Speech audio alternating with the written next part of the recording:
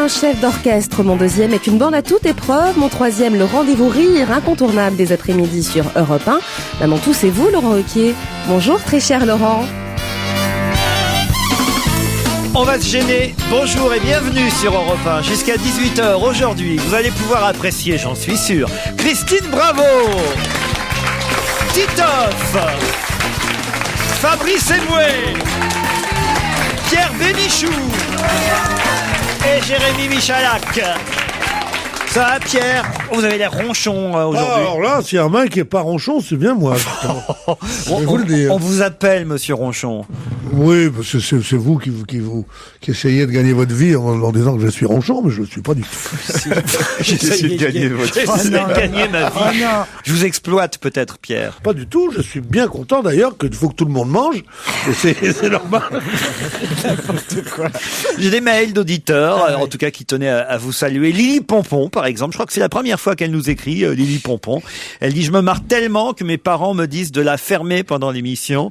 Je voulais juste vous dire que je vous adore tous, Pierre Bénichou, Claude Sarraute, qui m'ont réconcilié avec des vieux. Non, avec des représentants d'une autre génération, dit-elle. Bon, elle dit troisième âge, mais moi j'essaie de ouais, c'est ça. Voilà, mais Titoff aussi, que je ne trouvais pas super marrant avant, me fait désormais hurler de rire. Vous voyez Titoff? C'est fou ça. Hein, ouais. Boubounet est génial dans son humour noir, mais celui que j'adore c'est Joujou, très drôle. D'ailleurs Laurent, qu'est-ce que vous lui promettez pour qu'il se précipite comme ça sur les réponses à vos questions? Je promets rien, Joujou, hein, c'est... Il a tout déjà. J'ai déjà tout, c'est... On va pas dire que t'es comblé, mais bon. C'est le monde moderne, c'est toujours le problème de se marier avant de se fiancer, quoi. Je sais pas ce que vous en pensez, il a l'air fatigué. C'est vrai qu'il répond moins ces temps-ci. Non mais même regardez physiquement. Je suis dans un état d'épuisement mais total. Il a pris un coup de vieux, je sais pas ce qui se passe. Oh là là, enfin c'est moi. C'est-à-dire qu'il vient d'avoir 46 ans, donc forcément... D'ailleurs, j'ai une blague, tiens, envoyée par Guillaume. Juste avant, j'embrasse ma meuf quand même. J'embrasse ma meuf. J'adore. Ouais, elle s'est rasée. En plus, ça parle argot. Il embrasse ma meuf. Mais c'était pas crédible quand tu dis ça. Il s'appelle Robert, ta meuf? Ça veut dire ça. On donne pas de nom aux hologrammes. Oh, je te dis. Nano m'écrit, m'envoie une petite blague justement. Il me dit, c'est Joujou qui va trouver Laurent pour lui demander s'il peut lui apprendre la voyance.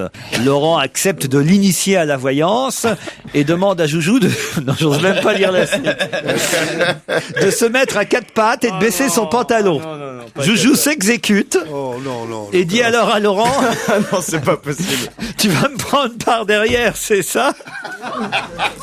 Et Laurent lui répond, tu vois, t'apprends vite. Ah oui. Oh putain. C'est-à-dire que s'il commence à adapter des blagues avec nous, si tu veux, on n'est pas sortis, quoi. Alors, c'est Joujou et Lolo. Ouais, c'est Joujou et Lolo qui sont dans un avion. On peut lancer un concours, peut-être, les blagues. Joujou et Laurent. Oh, bah alors, je serais de vous, là, je ferais pas le fier. Il y a Baise-moi et Baise-mi qui sont dans un... C'est pareil, c'est la suite, là. Balthazar m'écrit justement, je regarde la liste des invités, Fabrice Eboué, Titoff, Joujou, Pierre Bénichou, bah dites donc, c'est pas la journée mondiale de la virilité aujourd'hui. Ah, mais ça, c'est Pierre qui fait chuter la moyenne, c'est sûr. Vous voyez, hein? Vous-même, Fabrice, ça y est, vous faites partie de... Fabrice? De la communauté. Oui, de la communauté. Je sais pas si je vous l'ai déjà dit. J'ai déjà vu Fabrice sur maillot de bain. Ah, mais incroyable. Incroyable. Tu sais quoi? Ce mec. Une machine de guerre. Ah, mais tu sais les gladiateurs. Les gars free fight. Les mecs qui font du free fight, les gladiateurs. Arrêtez, les auditeurs vont penser qu'on passe un best-of tous les jours. Je tenais tout simplement à remercier l'équipe dont va se gêner. Vous savez qui m'écrit et qui nous envoie, pas seulement à moi mais à vous, un mail. C'est notre auditeur d'hier, très sympathique Omar, qui nous appelait de Rabat. Depuis Rabat. Je tenais à vous remercier pour la très grande gentillesse dont vous avez fait preuve lors de mon passage au challenge des auditeurs hier. Merci aux chroniqueurs qui m'ont félicité pour les descriptions que j'ai faites de chacun d'entre eux. Les bravos de Fabrice qui n'ont même pas été suivis d'une vanne. Le magnifique de Titoff. Il sera à l'Olympia en avril de Michalak. Faudrait pas essayer de prendre ma place en tant que premier mec d'Afrique du Nord de Pierre Bénichou. Et surtout vous êtes ici chez vous de Laurent Ruquier. Et donc même si je n'avais pas su répondre à la question, je me serais considéré comme un gagnant, un grand gagnant hier. Vous ne pouvez pas imaginer à quel point cela m'a fait plaisir, vraiment. Il est sympa. Il est sympa, mais il en fait trop. Hein, il y a aussi une auditrice qui me dit, je voudrais dire à Christine Bravo que contrairement à certains auditeurs qui tiennent à couler sa boîte, moi j'ai acheté un body Bravo Hollywood. Ah, c'est elle. Bébé vient de paraître. Ouais, Ça existe ça? Voilà. Mais j'ai eu un très beau reportage chez Estelle Denis, je vous signale, dans 100% Mike. Et donc ça a permis d'en vendre un peu? Ah ben énormément, oui. Europe 1, on va se gêner. Le challenge auditeur. Le moment que Julien Lepers nous envie. Et oui, il est temps quand même de prendre au téléphone Fabienne et François. Bonjour Fabienne. Bonjour. Vous nous appelez depuis Saint-Étienne. Oui. Vous êtes donc, par la force des choses, stéphanoise? Non, je suis rouennaise. Je ne suis pas stéphanoise. Pas vrai. Voilà. Qu'est-ce qu'une Normande est partie faire à Saint-Étienne alors? Non, rouennaise, de Rouen. Ah, de Rouen. Pas de Rouen, Elle a de pas Rouen. Ah ben elle a dit rouennaise. Rouennaise pour moi c'est de Rouen, vous voyez. Rouennaise. Non, c'est Alors Rennaise, de rouennaise, vous êtes. Rouennaise. Ah oui, mais rouennaise, ça n'est pas rouennaise. Oui. Hein? Et d'ailleurs, Pierre Bénichou a failli comprendre oranaise, ce qui alors d'un seul coup est encore très différent. Mais Monsieur Bénichou ne se trompe pas, j'ai des origines pieds noirs. D'où vous êtes? D'où ils sont vos parents? D'Oran, à côté d'Oran. D'Oran. Bah alors, qu'est-ce qu'il y a? Va faire tes boulettes. Va faire tes boulettes sur Internet. Attends, fais gaffe, hein. Christine, fais gaffe parce que ma mère aussi elle est d'Oran, alors fais attention. Qu'est-ce qu'elle a, la Valkyrie de banlieue, là? Qu'est-ce qu'elle a? Vous faites quoi dans la vie, Fabienne? Je suis maman au foyer, j'ai 4 enfants. 4 enfants, quelle hein. merveille. Voilà. De quel âge?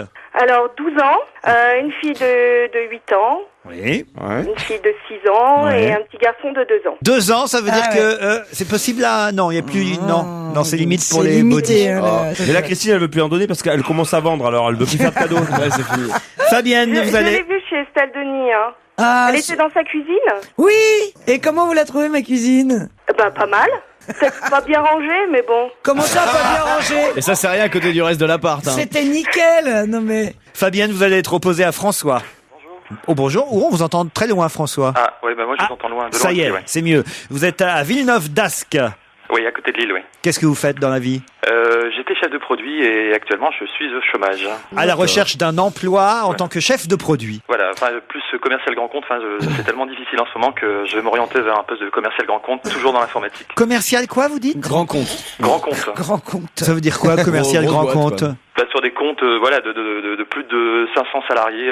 Grand quoi. Vous avez un petit message à faire passer à un des chroniqueurs? Non, bah, je suis assez fan de Fabrice Eboué que j'ai vu dernièrement à Lille. Ah, vous étiez au Splendide. Voilà, dans cette fameuse salle. C'était une très belle soirée. Voilà, ouais, c'était sympa. Et voilà, donc j'apprécie particulièrement l'équipe d'aujourd'hui, donc tout va bien. C'est vrai. Ah bah alors ils vont être contents tous. Et vous, Fabienne? Bah, moi, j'ai un petit faible pour Pierre. Merci, Bénichou, chérie. et puis bon, bah non, tout le monde c'est super. C'est bien. Pas de préférence. Merci pour votre enthousiasme, Fabienne. Ouais. À la pêche. Hein. Je suis émue. On pourrait pas passer un petit coup de fil à Omar? Il me manque. Fabienne contre François. Attention, voici la question du jour. Jean-Marc Ayrault a offert un livre signé de Tocqueville de la démocratie en Amérique. D'ailleurs, on se souvient que Bernard-Henri Lévy avait lui-même non pas parodié, mais fait une adaptation de ce livre de la démocratie en Amérique. Mais à qui Jean-Marc Ayrault a-t-il fait ce cadeau? Ah, Jean-François Copé. Pas du tout. À quelqu'un qui est aux États-Unis? Non. À nos politiques? Un politique, À oui. Sarkozy? Non. Socialiste? À Martine Aubry. Non. Socialiste? Socialiste, non. Et pourquoi il aurait fait cadeau? C'est pour donner un exemple, pour chambrer un peu ou... Si je vous dis pourquoi, c'est trop facile. C'est une blague ou c'est un vrai cadeau? C'est un vrai cadeau. Rachida Je Dati? l'ai lu. Rachida Dati? Les de droite? De droite? De droite, oui. C'est au gouvernement. Au gouvernement, Il est oui. toujours au gouvernement? Borloo. François Fillon. François Fillon, bonne réponse de Pierre Bénichou. Voilà ce que c'est que de l'aimer. Ah, vous aviez du temps pourtant, Fabienne et François, là, vous voyez là. Et oui, parce que c'était l'anniversaire de François Fillon, on l'a dit hier en plus. Voilà, Hier, il fêtait ses 55 ans et donc monsieur Jean-Marc Ayrault, qui est le président du groupe socialiste à l'Assemblée nationale, a offert au Premier ministre ce livre de la démocratie en Amérique. Il a dit que ce serait une lecture utile pour le chef du gouvernement à propos de l'équilibre des pouvoirs et le respect de l'opposition. Quelqu'un pense à lui offrir une langue qui puisse parler un petit peu? Ouais. Jean-Marc Ayrault? Non, François Fillon. Ah bah dites, il est allé à Rungis cette semaine et Ah tout. oui, On l'a entendu chez Marc-Olivier Fogiel. Il est allé tôt le matin là-bas à Rungis et tout. Ouais, ouais. Enfin, tôt, il était à 7h. Hein. Ouais, c'est vrai, elle a raison. Elle a raison. C'est en tout cas perdu. Ben oui, dommage. Ah, je suis désolé. J'avais bien révisé pourtant. Hein. Bah pas assez, manifestement. Ah, non, Et vous pareil, François. C'est dommage, il y avait un boulot dans le filet garni, François. Quelle horreur. Commercial dans les grands comptes. On vous applaudit quand même, on vous remercie. Restez fidèles. Europe 1, on va se gêner. La question, citation. Qui a dit quoi? Toi, Qui a dit j'aimerais bien, mais je ne sais pas si mon âge me le permettra. Quelqu'un d'âgé. Annie Cordy. Annie, oui. J'aimerais bien, mais je peux point. C'est pas facile d'être à la mode quand on est bonne du curé. C'est pas facile d'avoir du style quand une fille comme moi. Oui, moi aussi je chante, Fabrice Eboué. Non, mais je chante bien. Elle aimerait bien faire quoi? Attends, mais c'est dans quel sens? C'est je suis Ah bah trop... justement, c'est ça qu'on nous Elle est demande. trop vieille. Elle est trop vieille ou elle est trop jeune? J'aimerais bien, mais je ne sais pas si mon âge me le permettra. Trop âgé. Trop âgée. Voilà. Oui. C'est une comédienne. Non. Politique? Politique, on va dire apparentée. C'est-à-dire, elle est mariée avec un homme politique? Voilà, ça c'est bien vu, monsieur. Voilà, donc c'est une journaliste? Pas du tout.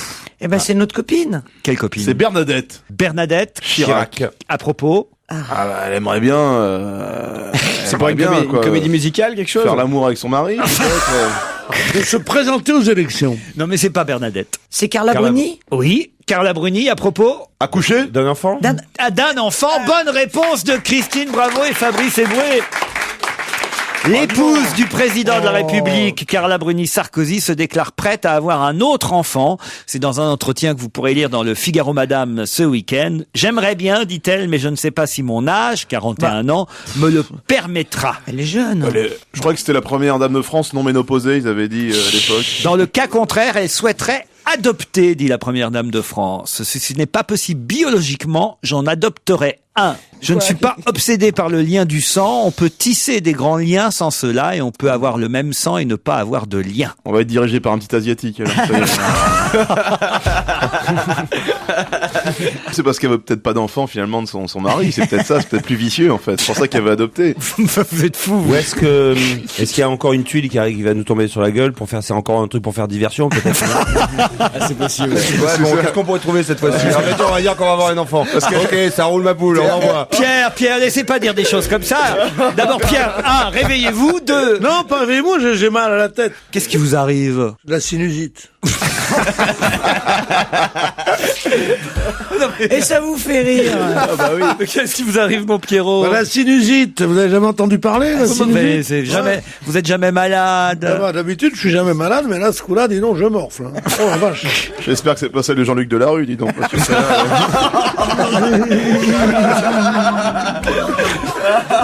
Alors, c'est pas bien de frapper un homme souffrant. Il est drôle, ce CRS africain. Vraiment des plaisanteries de flics, quoi, tu vois. Et comme de la rue, et l'autre, elle est pas ménopausée, et tout ça, mais tu es la honte de cette émission. Je te jure, j'ai honte, moi. Ça minable. Elle est pas ménopausée. Pourquoi qu'il ait dit ménopause de pansement menstruel et dessous de bras et belle-mère, on peut paraître français sans être vulgaire. Il faut bien te dire ça, tu peux avoir l'air français sans être vulgaire. Moi, je dis j'ai de la sinusite. Ça me fait penser à de la rue. Vous êtes en ligne? Non, mais sérieusement. Mais c'est ça qui s'étale dans nos théâtres le soir. Vous allez voir quoi, Molière? Non, Eboué. Mesdames et messieurs, la guerre Bénichou-Eboué est déclarée. Non, c'est pas la guerre des minimis notre curat de prétor. Je sais pas ce que ça veut dire. Hein? Ça veut dire la ménopause dans le... Ce soir sur Arte, Charlotte Roche va nous parler d'hygrophilie. De quoi s'agit-il? L'hygrophilie? D'hygrophilie. C'est des obèses qui font la collection des timbres? C'est là qu'il aime les gros. Celui-là qu'il aime les gros, il est hygrophile. Tu as compris? Hygrophilie. Ouais, ça Toi, s'écrit. tu es hypocrite, hein? Tu regardes même pas quand tu parles, toi. Ça s'écrit H-Y-G-R-O, philie, quoi. Hygrophilie. Elle vient de publier un livre, elle est romancière en fait, Charlotte Roche, un livre qui fait scandale. Justement, pourquoi il fait scandale ce livre? Parce que c'est une adepte de l'hygrophilie. C'est une sexualité ou c'est juste une passion C'est une forme sexuelle, oui, il faut le dire. En tout cas pour elle, manifestement. Ça relève de l'intime. D'accord, donc c'est quelque chose qui lui procure du plaisir. Exactement. Elle collectionne... C'est avec des objets? C'est quelque chose de particulier? Un objet particulier? Non. Avec des hommes? Alors, à la limite, elle n'a pas besoin d'hommes. Elle peut faire ça toute seule? Oui. Toute seule mais sans objet? C'est un rapport avec l'onanisme? Non. Oh, dis donc, tu connais des mots, toi. Oui, j'en place un de temps en temps. Tout le monde croit qu'il branle rien, mais non. Donc une sexualité que tu dis discutable, enfin Sexualité, scandaleuse. c'est pas forcément sexuel, c'est un goût prononcé pour quelque chose. Voilà. Pour la nourriture? Non. La nourriture. Elle mangerait pas son... Elle avale quelque chose? Oui, elle aime. Elle donne à manger? Non. Ah non, j'espère que c'est... Elle fait pas des trucs avec des concombres, des choses comme ça? Non. C'est avec des animaux? C'est pas avec des animaux. Est-ce que c'est quelque chose avec le rapport avec le corps, quoi? Oui, exactement, avec le corps. Mais elle récupère des trucs... La sueur? Entre autres. Les liquides, les sécrétions? Toutes les sécrétions corporelles. Bonne réponse de Christine, bravo. Mais qu'est-ce qu'elle en fait? Je l'ai bien aidé. Je l'ai un peu aidé quand même, non? Son ouvrage s'appelle Zones humides, publié aux éditions Annabé. Ça s'est vendu à 1 million d'exemplaires en Allemagne. Le livre arrive chez nous en France, fait l'objet d'un documentaire ce soir à 22h25 sur Arte. 27 pays ont traduit le livre de Charlotte Roche qui a choqué une partie des Allemands, mais en même temps enthousiasmé d'autres, puisque quand même ils ont été 1 million à acheter son livre. Alors effectivement, elle avoue dans ce livre son attraction pour les sécrétions corporelles. C'est sous forme de roman, évidemment, mais tout ce qui concerne effectivement les odeurs, la sueur, les croûtes, les points noirs, le vomi, génial, la semence séchée. Avec un filet d'huile d'olive, c'est pas mal. C'est légèrement relevé. Et elle dit qu'elle n'hésite pas, par exemple, à s'appliquer derrière l'oreille comme un parfum les sécrétions les plus... Je connais cette fille. Elle a de la merde.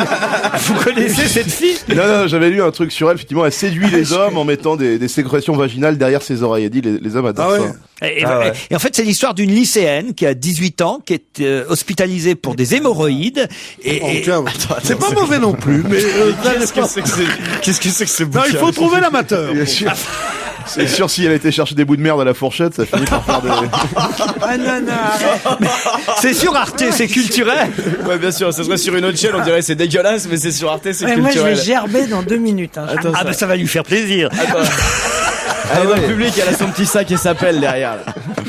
Voilà, mais ça raconte ça, l'hospitalisation d'une lycéenne qui s'appelle Hélène, hospitalisée pour des hémoroïdes, et le livre qui s'appelle Zones humides s'embourbe dans un dégagement naïf sur la souffrance des enfants de divorcés, en fait. Quand même, ça va beaucoup plus loin que l'hygrophilie. Voilà. Ouais, c'est assez fou, hein, quand même. Un tabac, je vous dis, en Allemagne. L'Allemagne a bombardé Charlotte Roche, icône d'un féminisme pop.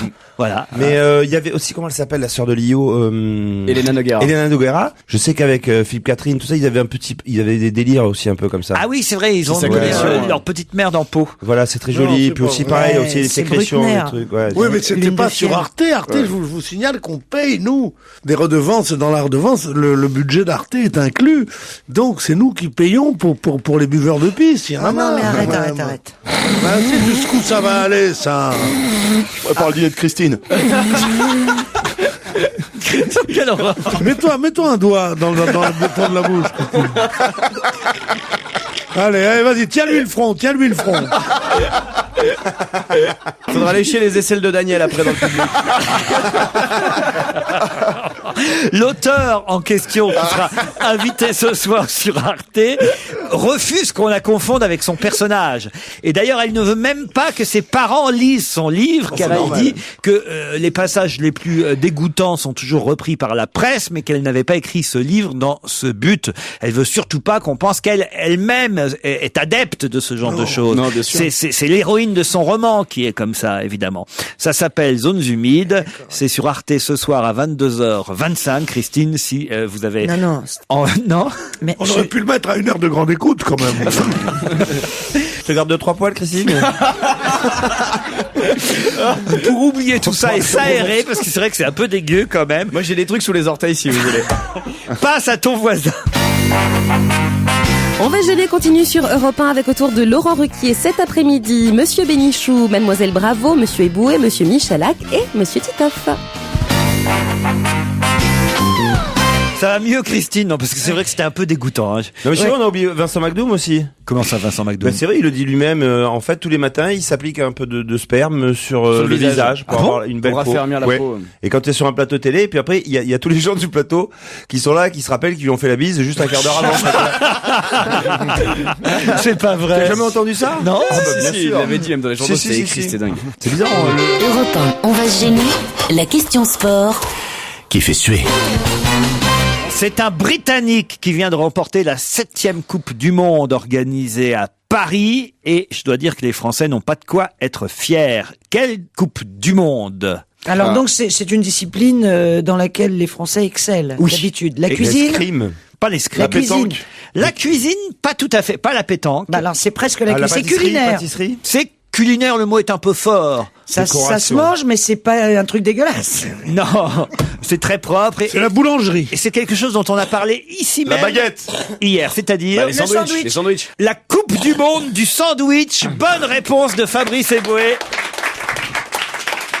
Effectivement, un cuisinier britannique a remporté hier la 7e Coupe du Monde du sandwich. Pourquoi c'est normal? Parce que les anglo-saxons font des sandwichs extraordinaires. Et Bien justement... sûr. D'ailleurs, ça vient de chez eux, le sandwich. Ben bien sûr. Une C'est demi-baguette. Lord Sandwich qui a... Tu croyais que sandwich c'était un mot français? Tu savais que c'était Lord Sandwich? Non mais la baguette c'est français. Il jouait aux cartes. Voilà. Et on lui a dit à table, il a dit non, j'ai pas le temps, le jeu de cartes me fascine trop. Alors son valet de chambre a dit, est-ce que je peux vous mettre une tranche de roast beef entre 2 tranches de pain? Il a dit oui, et il ne sait plus, il en a pris tous les jours, et Lord Sandwich, et depuis ça s'appelait Voilà. deux tranches de pain avec quelque chose au milieu, ça s'appelle un sandwich. Tu savais pas ça? Ben, je viens d'apprendre grâce à vous quelque chose. Voilà, on relève l'émission là. Bon, en tout cas, c'était à l'occasion, je l'ai déjà dit hier, à l'occasion du Salon européen du sandwich qui avait cette Coupe du Monde organisée à Paris, la 7e Coupe du Monde du sandwich. Et effectivement, c'est un Britannique qui l'a remporté en proposant une demi-baguette garnie de roast beef, de céleri rémoulade et de quelques feuilles de salade, ainsi que d'un peu de confit d'ail surmonté d'échalotes frites. Mais bien sûr, je le dis toujours. Mais allez, puisque les gens qui habitent à Paris, allez chez Mark et Spencer, c'est en face des Galeries Lafayette. Ça n'existe plus depuis à peu près 10 ans. Ouais, Parce que c'est remplacé par Galerie Lafayette Maison maintenant. C'est vrai. En quelque sorte, ça a été une faillite retentissante. Ils ont tous en fermé effet. en France. Il y a 10 ans. ouais. Il y avait des tout petits sandwichs merveilleux. Ouais. Des trucs qu'on ne voyait que chez Fortune and Mason, tu vois. Ah et oui. qui étaient là-bas. Chez Harrods. C'était l'époque, t'étais encore jeune fille. Mais oui, oh là là, ça fait 10 ans que je suis pas allé aux Galeries Heureusement que Lafayette. c'est pas un Allemand qui gagnait, il y aurait eu un peu d'ongles et de la merde au milieu du sandwich. C'est vrai, vous avez raison. Quelle est la ville la plus vide du monde, d'après une nouvelle enquête publiée par le magazine Forbes? Yamoussoukro en Côte d'Ivoire. Non, quelle est la ville la plus vide du monde, d'après le magazine Alors, Forbes? c'est dans un désert? C'est dans un désert. Le Nevada? Est-ce que c'est aux États-Unis? C'est aux États-Unis. C'est pas dans le Nevada? Si. C'est pas Las Vegas, mais... C'est Las Vegas. Bonne réponse de Christine, bravo. Ah bah oui, le Nevada, c'est la capitale. Ouais du d'accord, Nevada. mais... C'est quoi? C'est la crise, tout le monde s'est barré, plus personne C'est n'a la joué? crise. Il n'y a plus personne à Las Vegas. Au mois de janvier, 30 000 réservations d'hôtels ont été annulées. Las Vegas se vide, et c'est qu'il y a un classement annuel dans le magazine Forbes des villes les plus vides du monde. Détroit, ville industrielle sinistrée du Michigan, était jusque la première dans ce classement, et c'est désormais Las Vegas qui arrive en tête parce que plus personne ne va dans cette ville pour dépenser son fric inutilement. Jusque-là, les 140 000 chambres des hôtels de Las Vegas étaient toujours occupé, c'est fini, il n'y a plus personne, il n'y aurait plus personne, je vais mettre ça au conditionnel parce que, à mon avis, il y a un peu de monde quand même. L'étoile en berne de Las Vegas fait fuir les Américains. Qu'est-ce qui vous fait rire, Christine? Non, je me marre parce que, effectivement, c'est une ville, c'est un champignon dans le désert, Las Vegas. Donc, c'est pas étonnant que tout le monde se barre quand il n'y a plus de fric, quoi. Ça Ouais, n'existe pas. C'est une ville virtuelle. Ah oui, ils jouent beaucoup là-bas, non? Mais les alentours de Las Vegas sont magnifiques, cela dit, tout ce que le Ah, c'est désert magnifique. autour, tout ça. Enfin, Moi, y a j'ai rien eu du tout, l'occasion quoi. de faire un safari, c'est très beau, quoi. T'as fait un safari, toi. Non, tu pouvais, j'ai tué 2 renards et 3 peaux rouges, on s'est régalé. Europe 1, on va se gêner. La question culture générale. Bah oui, il en faut. Qu'est-ce qu'on a vu pour la première fois le 29 mars 1959 dans une page du quotidien Sud-Ouest Dimanche? Le petit Nicolas. Ah ouais. Excellente réponse de Fabrice Eboué. J'étais sûr. Le petit Nicolas qui fête ses 50 ans. On parle pas du président de la République, hein, on parle évidemment du dessin signé Sampé et Goscinny, évidemment pour ce petit Nicolas dont les aventures donc fêtent leur jubilé à l'occasion d'une exposition à Paris, à l'hôtel de ville, salon d'accueil, 29 rue de Rivoli. Moi, j'ai jamais été vraiment grand fan. Il y a le film qui est en tournage. Et il y a le film en tournage. Moi, j'adore le petit Nicolas. C'est Ah ouais drôle, hein, oui. C'est peut-être une question de génération. Ah parce que non, moi, non, c'est un style formidable. magnifique. Ah ouais? Puis le Ah bah, texte, c'est c'est drôle. le texte, Le texte est très très drôle. En fait, je crois que j'ai jamais lu le petit Ah Nicolas. non, t'es obligé. Bien sûr, Ah non, je suis pas obligé. Non, je suis pas obligé. Si, il faut C'est que vrai pour que- la culture française, il faut avoir lu le petit Nicolas. C'est vrai que par bien rapport sûr. à la grande Zorro, c'est autre chose. Je comprends pas. Non mais le petit Nicolas, franchement, voilà, c'est pas non plus tout le monde, non. Si, c'est Si, tu, tout le si, monde. c'est Si, tout le monde. Mais il est C'est une têtu, il œuvre est tellement littéraire. têtu qu'il te dira non jusqu'au bout. C'est un truc culte, c'est C'est aussi littéraire. C'est aussi important que Tintin 20 ans avant. Ah non, plus. Mais vous êtes fou, quoi. Mais Ah bien non, c'est sûr, toi le qui es petit fou. Nicolas, c'est énorme le petit Nicolas. Enfin, tu te Le rends petit pas. Nicolas, c'est plus Luc Tintin. Bien sûr. Non, Non, je te c'est dis- comme Tintin, c'est un truc qui a marqué des époques. Non, mais c'est beaucoup plus littéraire que Tintin. Oui, c'est normal, c'est un livre. Si vous aimez les livres, si vous aimez, non mais non, mais c'est littéraire, c'est-à-dire c'est de la littérature. C'est au niveau de- c'est au de niveau Oui, de oui. Queneau, Oui, oui, ou des choses comme Zazie ça. dans le métro, c'est. Oui, oui, la Martine voiture à la- jaune, Martine à la plage. tout ça. Bon, alors attendez, moi je fais un sondage. Michalak, vous avez lu le petit Nicolas? Je les ai lus, je n'ai aucun souvenir de ce qui s'y passe. Fabrice Eboué? Ouais, j'étais obligé de les lire. Et vous, Titoff? Nous, dans la cour, il y avait un petit garçon qu'on appelait le petit Nicolas. On le tapait aussi un peu de temps en temps.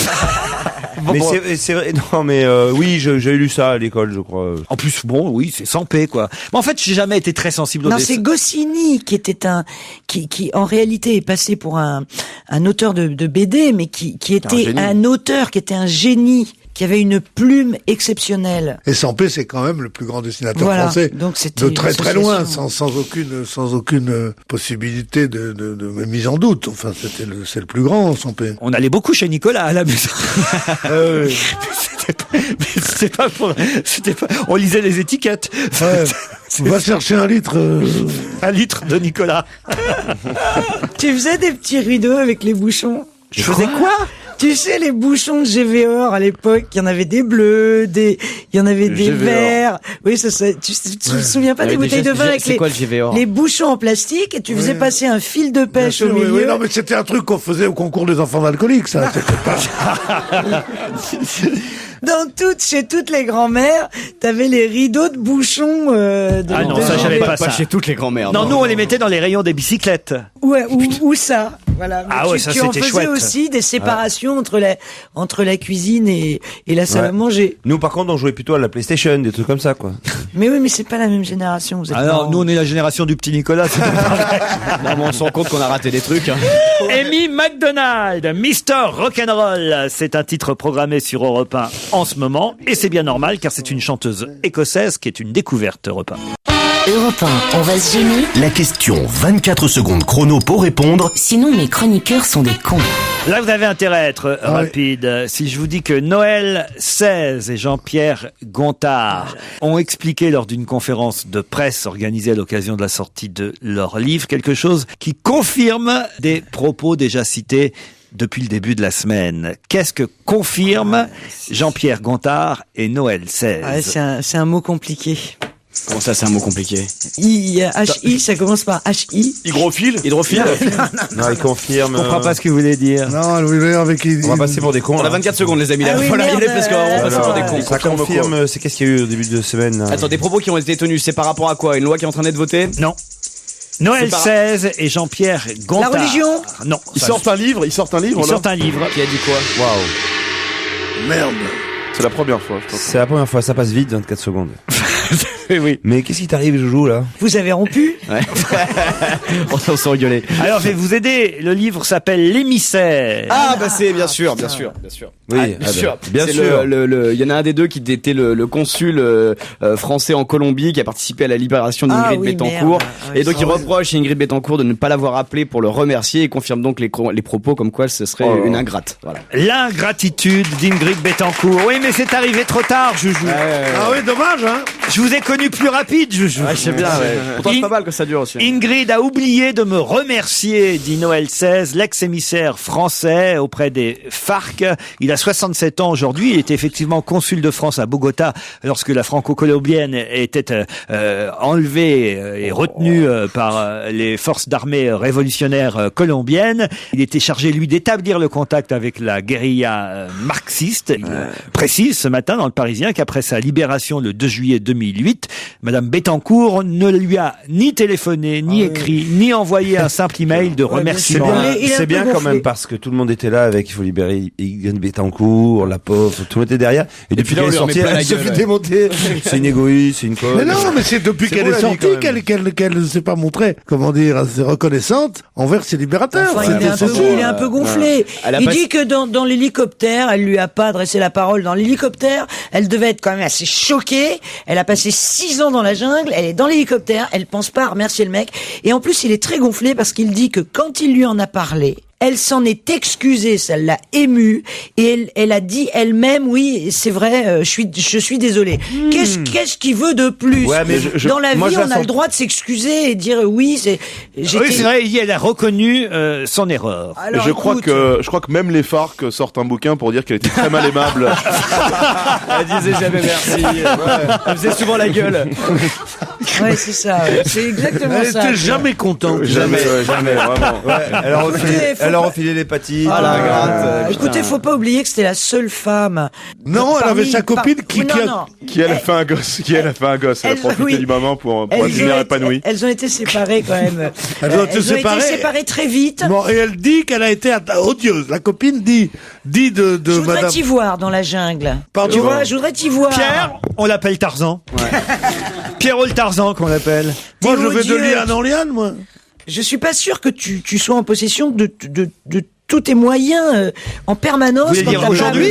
Quand t'as pas à bouffer. Non, mais tu mets le doigt évidemment sur le ridicule qu'il y a. Mais bien sûr. Nous, bien installés confortablement, à dire quelle devrait être la conduite des malheureux otages. Non, Cela dit, les témoignages sont concordants et ils sont terribles sur elle. Bien sûr. Et d'ailleurs, c'est pourquoi cette première impression que nous avons tous eue quand elle a été libérée, je parle au public, là. C'est-à-dire qu'on a eu un immense soulagement, une joie, comme si c'était quelqu'un de la famille, et qu'on a quand même été tous très étonnés de voir ce naturel, cette coiffure, ce machin, et qu'on a dit, putain, mais qu'est-ce qui se passe? Eh ben, qu'est-ce qui se passe? Et on a la réponse aujourd'hui, c'est que c'est quelqu'un de pas comme les autres. Mais sinon, elle serait morte. Voilà, c'est foutu. Mais très bien. Elle serait morte. Mais non, mais on nous dit, elle est mal en point, elle arrive à l'aéroport en pleine forme, elle était même pas une barbe de 3 jours, rien du tout, tu vois, là. Il y a un moment ou un autre, bon, voilà, Les Ruténois qui nous écoutent attendent avec impatience qu'on parle d'eux. Pour quelle raison? Parce qu'ils ont battu le Paris Saint-Germain hier. Bonne réponse de Pierre Bénichou. Et voilà, c'est tout. Parce que les Ruténois, Pierre... C'est l'équipe de Rodez. Voilà, moi je savais pas, voilà. C'est quoi, c'est les habitants de Rodez? Les habitants de Rodez, on les appelle... Oui, ça s'appelle pas les Rodésiens. Bah j'en sais rien, je sais pas les si c'est les Rodésiens, c'est Ruténois. l'Afrique du Sud. Les Ruténois, effectivement, sont les habitants de Rodez et ils ont éliminé le Paris Saint-Germain en Coupe de France. Un 3-1 dont on se souviendra longtemps. Ah, c'est un coup de chance. Jérémy Choplin, c'est lui qui a... qu'est-ce qu'il y a? Non, rien. Jérémy Choplin et moi je chope l'autre. C'est ça, ouais. Jérémy Choplin, c'est le nom du footballeur qui a réalisé un doublé au sein de l'équipe de Rodez. C'est quand même une surprise, quoi. Voilà. C'était un match à suspense. Moi, j'étais dans mon automobile. Ah ouais. J'ai la radio dans la voiture, tu vois. T'appuies sur un bouton, pauvre, ça te cause et tout. Bon, alors donc, on était 1 à 1 et le commentateur disait le Paris Saint-Germain gère très bien le match car il sait qu'il ne peut pas perdre au tir au but. Il restait 5 minutes. Est-ce que les Rhodésiens, Les Ruténois. les Ruténois, mais non, je disais des Rhodésiens C'est l'histoire d'un mec. pour que Michalak puisse me comprendre. Les Ruténois, on dit pas les Rhodésiens. Et dès là, il marque. Love. Tout d'un coup, on dit, il reste 3 minutes au Paris Saint-Germain pour égaliser. Ah ouais. Je t'en fous, Pépère. C'est les Ruténois qui marquent un 3e but. Ça fait 3-1. Une équipe de nationale, c'est quand même la 3e catégorie, la nationale. Hein. En tout cas, voilà, c'est effectivement une des surprises de la Coupe de France. Mais la Coupe de France, c'est aussi une épreuve faite pour qu'il y ait des surprises. La Coupe de France, c'est la mère de toutes les surprises. La Coupe de France. La seule équipe avec qui on n'a pas de surprise, c'est le Havre. Bonaldi, il est décédé.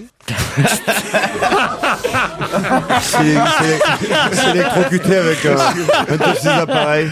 Pourquoi vous demandez ça? On n'a pas de nouvelles. Bonaldi est décédé? C'est vrai, Il a disparu, c'est vrai que...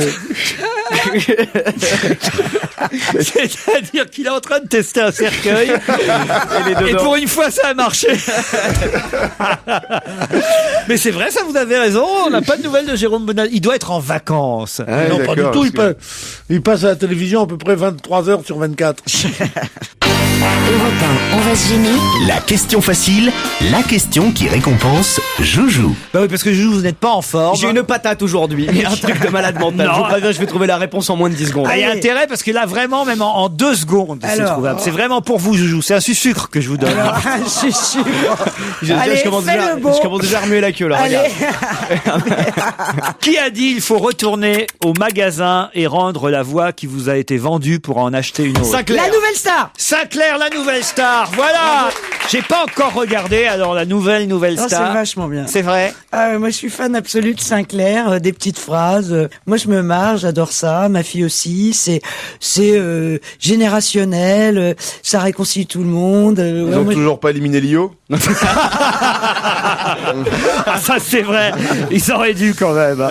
On fabrique des monstres qui fabriquent des monstres en chansons. J'ai mal à la musique, a dit Sinclair à un des candidats. Et puis à un autre, il a dit effectivement, faut retourner au magasin et rendre la voix qui vous a été vendue pour en acheter une autre.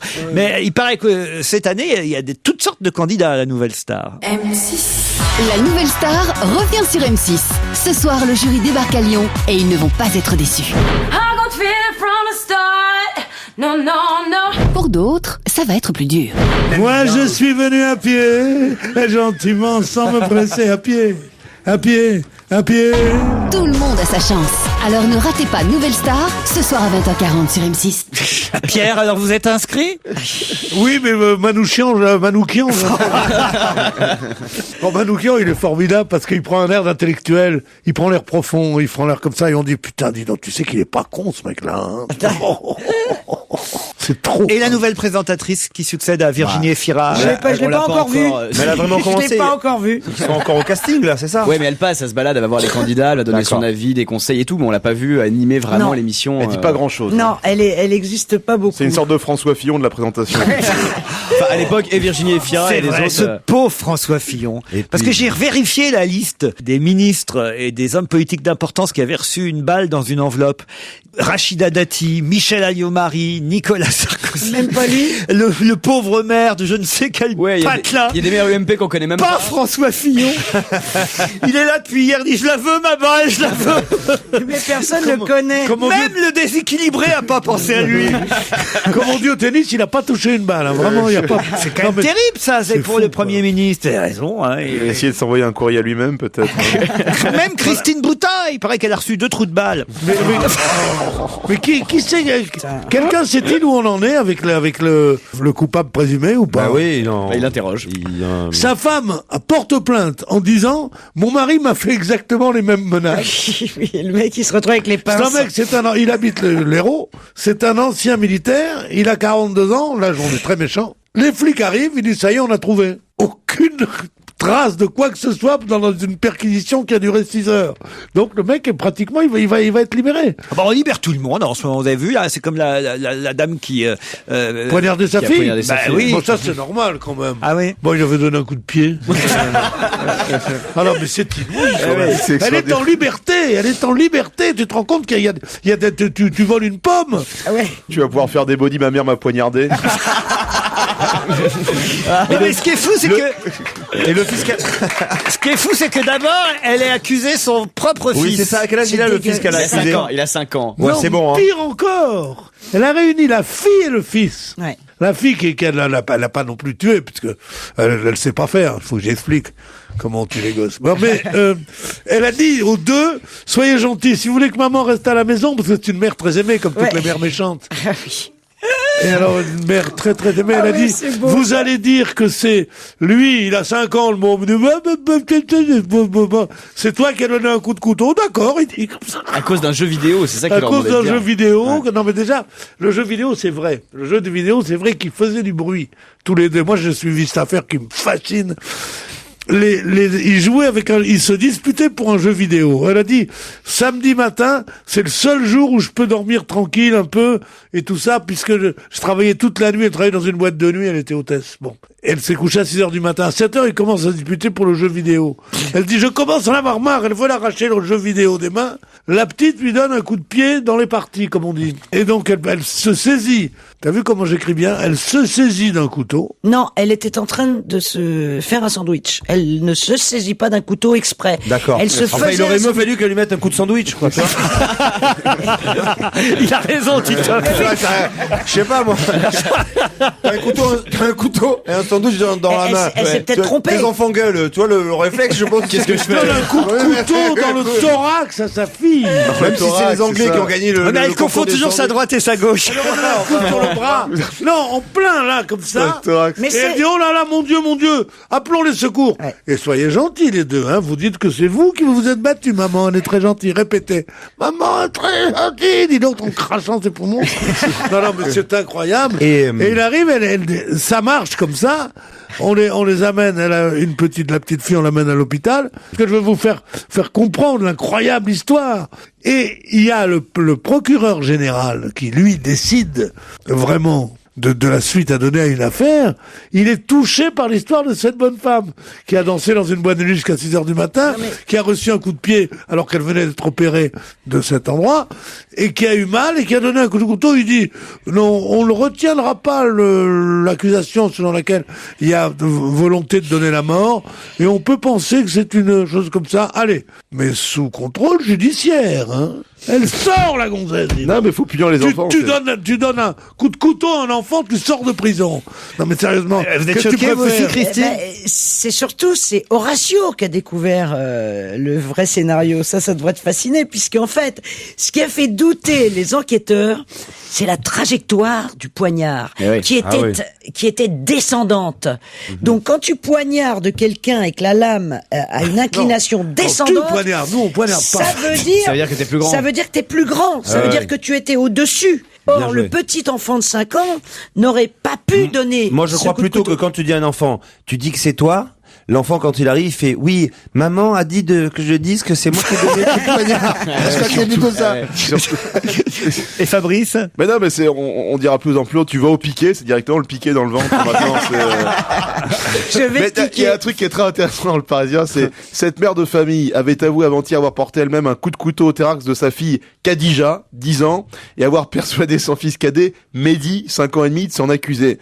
Et il y a des petits astérix sur les prénoms en mettant les prénoms ont été modifiés. Oh non. J'espère qu'ils sont quand même arabes, sinon c'est très tendancieux. C'est tout ce qu'on fait.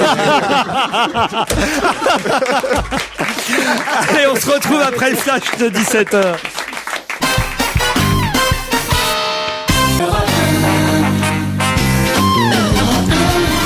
On va se gêner, c'est la deuxième heure, toujours avec Titoff, Pierre Bénichou, Fabrice Eboué, Jérémy Michalak et Christine Bravo. J'ajoute à ce panel 2 auditeurs, Audrey et Fabrice. Audrey qui appelle depuis Nancy. Bonjour Audrey. Bonjour Laurent, bonjour à tous. Nancéenne, Bonjour Audrey. d'adoption ou de naissance? D'adoption, je suis cherbourgeoise de naissance. Ah, vous avez traversé la France alors. Tout à fait, tout à fait. D'ouest en est. Pour quelle raison vous êtes allé à Nancy? Oh, la famille, on a suivi les parents et puis voilà. Et vous faites quoi dans la vie? Je suis étudiante en journalisme ici à Nancy et peut-être pour travailler à Europe 1 un jour, qui sait. Ben, on vous le souhaite. Tu peux te décrire rapidement Audrey, voir si on peut te recruter, ouais. Parce qu'il y a des critères physiques à Europe 1. Il y a des critères physiques. Ah oui, pour la radio, c'est important. Pour les filles seulement. Tout à fait, j'enverrai mon CV avec photo à l'appui. Non. Envoie une photo On plutôt, veut ouais. un CV parlé. Ici, à la radio, on n'envoie pas des photos. Tout à fait, donc alors 20 ans, grande, blonde, pulpeuse, tout ce que vous voulez. Oh là là. Je te déteste, Audrey. Ouais, moi Mais pareil, moi je vous adore, Christine. Ah, c'est vrai? Oui. C'est mignon. Audrey, vous allez affronter Fabrice. Et alors, Fabrice, on va voir s'il nous entend bien parce que il est là-bas à Pounet. Est-ce que vous savez où c'est Pounet autour de la table là? Pounet? Il est à Pounet, Fabrice. C'est dans les dom-toms. Non, c'est pas dans les dom-toms. Fabrice, vous pouvez dire où c'est Pounet? C'est en Inde. C'est en Inde. Mais où en Inde? Parce que c'est grand. C'est près de Bombay. C'est à 3 heures de Bombay. Vous parlez un peu le dialecte du coin ou pas? C'est pas un dialecte, c'est une langue. c'est On quoi? parle le marathi. Vous parlez un peu? Non. Non. Bah, Vous êtes un dur, vous êtes pas un doux. Ouais, voilà, c'est ça. Oh non, Pierre. Oh non, celle-là. Hommage à Francis Blanche et Pierre Dac. Oui. Pourquoi vous êtes à Pounet, Fabrice? Ben, je travaille comme prof de français dans le Saint-Cyr local. Ah, très bien. Il y a longtemps? Ça fait 1 an. Et quel temps fait-il là, tout près de Bombay? Oh, c'est terrible, il fait grand soleil, il fait 35 degrés. Fabrice, vous allez affronter Audrey. Alors attention parce qu'Audrey, elle voudrait être journaliste. Donc à mon avis, elle a quand même bien décortiqué toute la presse. J'espère que... Moi aussi, hein. Vous aussi? Moi, ça fait depuis 6 heures ce matin que je suis debout. Ah, c'est vrai. Bah oui. Sur Internet. 6 heures que Ah bah oui, par contre sur Internet. Mais t'as bien lu le Parisien, t'as pas lu le Bombay parce qu'il y aura rien. Hein. J'ai lu le Parisien, oui. J'ai surtout lu le Parisien d'ailleurs. Comment s'appelle la presse locale d'ailleurs? Aujourd'hui en Inde. Oh bah il y a le Time of India. Voici la question, écoutez bien. C'est à cause d'une légère tendinite au genou droit qu'il ne se rendra pas à La Haye et que peut-être ça compromettra aussi son voyage à Los Angeles. De qui s'agit-il? C'est un sportif? C'est un sportif. Brian Joubert. Wow, Brian Joubert, bonne réponse de Fabrice. Ouais. Ah. Et oui, il y a Audrey, vous venez de rater votre entrée à Europe 1. C'est dommage. Au tapis. En tout cas, c'est Fabrice qui a trouvé qu'effectivement... Ouais. Merci. Brian Joubert souffrait d'une légère tendinite au genou droit qui l'empêche de participer à l'International Challenge Cup du week-end prochain à La Haye. Et c'est dommage parce que ça devait l'aider à se préparer pour le mondial de Los Angeles qui a lieu c'est assez drôle parce que dans le Figaro, ils disent que ça a lieu du 23 au 23 mars. Et c'est sur une semaine, c'est pour ça. Alors j'espère que c'est pas sur un an, c'est-à-dire que ça commence pas le 23 mars 2009 et que ça finisse le 23 mars. Mais c'est curieux, du 23 au 23 mars. Bon, voilà. Ça dure une journée peut-être. En tout cas, il souffre, Brian Joubert, blessé et forfait. Vous voulez savoir ce que vous avez gagné, Fabrice? Ah bah avec plaisir, ouais. Musique, Fabrice. Oh non, pas une musique à chaque fois. Quand même pour C'est l'auditeur qui choisit, avec ou sans musique, Fabrice? Avec. Bah, il faut que ce soit Michalak qui le fasse ou Christine, on les a pas entendus encore. Ah ouais, c'est vrai. Fabrice, en cadeau pour vous, l'assassinat de Christophe Dufossé chez Buchet-Chastel. Bravo. Ouais. On rajoute au panier garni Scratch de Guillaume Secalati et Punch Lines de Christophe Beaudubois chez Exprime Noir. Attention Fabrice, ce n'est pas fini, le journal fictif d'Andy Warhol chez Stéphane Million éditeur. Ouais. Respire. Attention, le meilleur arrive maintenant. 2 places pour Je me voyais déjà au Théâtre Comédia. Oh là là. 2 places pour Fabrice Eboué au Comedy Club. Ouais. Bien fait. 2 places pour Pareil mais en mieux, le one man show d'Arnaud Ducré jusqu'au 23 mai au point virgule, du jeudi au samedi à 22h30. Juste à côté de Et enfin, Bombay. pour terminer, 2 places pour Manipulation mode d'emploi au Petit Théâtre de Paris. Bravo Fabrice. Ah, j'aime bien le bravo Fabrice de la fin. Il est bien. Oui, on se serait cru sur une émission Ouais. d'M6. Hein. Exactement, c'est le bravo Fabrice Bien de sûr, THA, ça. le billet d'avion Bombay-Paris est à vos frais. Eh oui, mais je reviens dans 2 semaines. Vous rentrez dans 15 jours à Paris, c'est ça? Ouais, je viens faire une petite vacances de 10 jours pour voir la famille. et tout ça. Eh ben, vous allez pouvoir profiter de tous ces spectacles. On vous remercie, on vous applaudit. Pardon Audrey et bravo Fabrice. Merci beaucoup. Et on retrouve évidemment Laurent Ruquier et tous ses complices sur Europe 1. Europe 1, on va se gêner. Attention, question si tu n'y réponds pas, bah t'es con. Elle a 29 ans, elle s'appelle Ceri Burnell. Et Ceri Burnell crée la polémique en Grande-Bretagne. Pour quelle raison, alors qu'on la voit sur la BBC, crée-t-elle la polémique? Est-ce qu'il y a un lien avec la famille royale? Genre, ça serait la nouvelle petite amie d'un prince ou quelque chose comme ça, non? Chanteuse? Elle n'est pas chanteuse. Elle est animatrice de télé. Elle est animatrice de Et télé. elle a fait une bourde. Pas du tout. Ah non, attends, c'est pas celle qui est en phase terminale d'un cancer qui va mourir pas et qui du s'est tout. mariée Elle avec... est animatrice de Vous avez télé. vu cette histoire? C'est Ouais, incroyable. c'est celle qui a Ouais. fait. C'est marrant comme histoire, mais c'est pas ça. Non, c'est pas drôle, mais c'est étonnant comme histoire. Non, c'est bien marrant de me tuer à la maison. Mon beau-frère, il s'est explosé. On a remis une tournée. Non, mais Alors, elle est effectivement animatrice sur la chaîne BBC. Animatrice, peut-être si vous trouvez de quel genre d'émission. La météo? Non. Elle a donné une interview. Elle a fait une interview. Non. Télé-réalité? Non, en gros, elle a rien fait de mal. C'est plutôt le fait qu'on l'a embauchée qui crée la polémique. Elle a une particularité physique ou quelque chose? C'est la femme d'un homme politique. Pas du tout. Elle s'occupe d'économie. Non. Elle n'a pas toujours été une femme. Elle est non, ça a toujours été une femme. Elle est diplômée du Centre d'art dramatique de Manchester. Elle anime une émission sur la BBC. Et puis là, alors il y a des tas de gens qui écrivent, qui envoient des lettres de protestation. Ah, les Noirs? Non.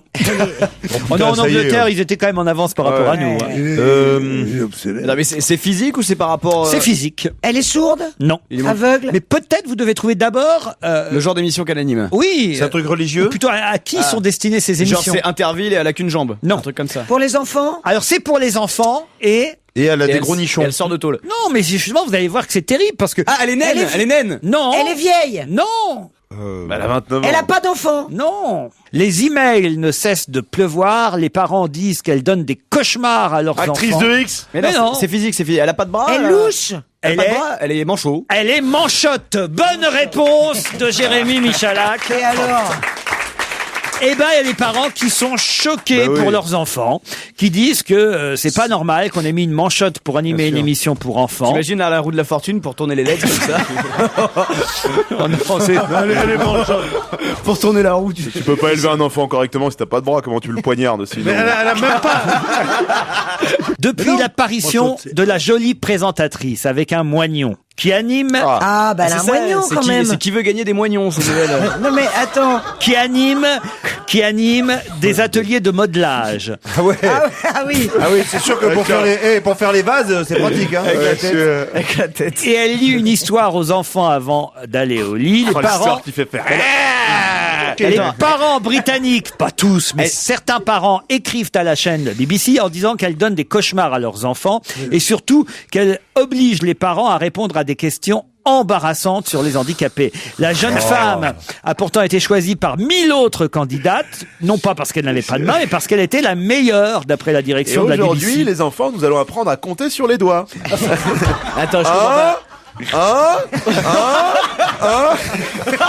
Quelle horreur. J'aurais pas dû poser cette question. Attends, mais elle leur lit des Non, histoires. mais est-ce qu'elle a les deux Capitaine mains? Crochet, des trucs. Elle a deux Mais moignons c'est ou pas un ça, seul? la question c'est pas ça, c'est qui tourne la page, quoi. Non, mais elle a deux moignons ou un seul? C'est ça qu'il faut savoir. Elle est venue au monde, la pauvre. Non, mais franchement, c'est terrible. En Moi, tout je cas, trouve c'est ça sûr qu'elle peut pas- scandaleux que les parents écrivent. Franchement, alors là, pour le coup, on rigole parce qu'on aime l'humour cynique, l'humour noir Bien et tout sûr. ça, mais je trouve ça scandaleux que les parents écrivent à une chaîne pour qu'ils virent cette jeune femme qui apparemment fait bien son métier, qui est très jolie en plus apparemment. Elle est venue au monde sans son avant-bras droit. Elle a porté une prothèse jusqu'à l'âge de 9 ans, puis elle a décidé de l'abandonner. Elle dit, je savais que j'allais provoquer des controverses, mais je ne m'attendais pas à ce genre de chaos. Même la télévision américaine l'a appelée pour parler de cette affaire. C'est une polémique qui montre aux gens que les attitudes anti-handicapés existent encore. Voilà. Et cette jeune femme ne pensait pas que ça allait Bon, créer moi, une je telle veux polémique. bien tout ça. Oui. Mais quel besoin a-t-elle de montrer son moignon à la télévision? Je la plains, je l'admire, puisque malgré son handicap, elle a pu faire une carrière, mais quel besoin elle a de montrer son moignon? Est-ce qu'elle le montre? Si elle avait un bras comme ça, un peu comme un comique très connu, là, qui a un bras inutilisable, et qui n'est pas sans arrêt à dire comme ça, non? Il est comme ça. Elle aurait fait son truc normal. Quand elle montre son moignon, elle fait du prosélytisme pro-handicapé. un moignon- Eh bien, il y a des gens Non. qui peuvent dire, eh ben, nous, on veut pas. Mais t'es On veut con. pas que nos gosses voient ça. Mais Voilà. un moignon, tu peux pas le mettre dans ta poche, il est trop court. Donc, Mais un moignon, tu peux mettre Non, mais ça dépend, on sait pas comment, effectivement, il faut Ça des dépend de la précisions. pochette là qu'il y a dans la veste. Non, sinon c'est un jean taille très haute. Il y a des marques, hein. Mais tu peux très bien mettre un truc qui... Pierre, je ne vous suis absolument pas sur ce terrain-là. Tu peux mettre un petit tailleur Coco Chanel. On n'a pas montré son moignon. Alors ça veut dire quoi? Ça veut dire qu'un mec, il sera en fauteuil roulant. Non, mais tu le recouvres, ton moignon. Elle le montre. Non, si elle le montre, c'est qu'elle fait, elle prend un risque pour affirmer. Au Rwanda, il y avait eu un présentateur avec des mains et ça avait fait scandale. Oh non. Oh non. Oh non, Fabrice. Vous savez qu'on va tous aller en enfer quand même. C'est horrible. Pierre Bénichou le premier, parce que Pierre, je comprends pas votre attitude, ça c'est rétrograde. Oui, peut-être, mais je m'en fous, bon, d'être rétrograde. Les choses ont changé, mais on va pas. Si les choses ont changé, c'est qu'on s'en fout. Quelqu'un n'est qu'un bras. S'il a du talent, on s'en fout de tout, mais on n'a pas. Elle explique, cette jeune femme, justement, elle dit la bataille contre le racisme a été gagnée à la télévision anglaise il y a déjà quelques années grâce à des présentateurs de couleur. On avait de l'avance sur d'autres pays européens en Angleterre. Elle a raison. Elle dit, maintenant la bataille, c'est pour l'intégration des handicapés qui ne fait que commencer. Pour moi, dit-elle, mon handicap n'est pas une souffrance. Si je pouvais changer quelque chose, c'est ma couleur de cheveux que je changerais. J'aurais voulu naître blonde, dit-elle. Et elle explique que grâce à elle, les parents vont pouvoir aborder avec leurs enfants justement le problème du handicap et la perception et l'intégration des handicapés. Donc c'est une militante. Donc en tant que militante, il est normal. Il est normal qu'elle provoque des réactions. Ouais. D'accord. Voilà. Ça se passe de l'autre côté de la Manche, hein, en même temps. C'est pas encore chez nous, Pierre. Si elle anime bien l'émission pour les enfants. Non, elle a juste un problème, c'est le moment du au revoir. C'est quand elle dit à demain, ça marche pas du tout, quoi. Non, mais c'est vrai que par exemple, nous, on a eu Dorothée. Bon, ben voilà, on a passé on a eu des super années, c'est vrai, quoi. C'est vrai. Elle a fini un peu fatiguée après les années de télé, mais elle était bien. Non, mais c'est pas bien parce que s'il la vire, son mari. Je dis pas qu'il faut la virer. Son mari est au chômage, Pierre, en plus. Ah bon? Il vit à son crochet. Oh non.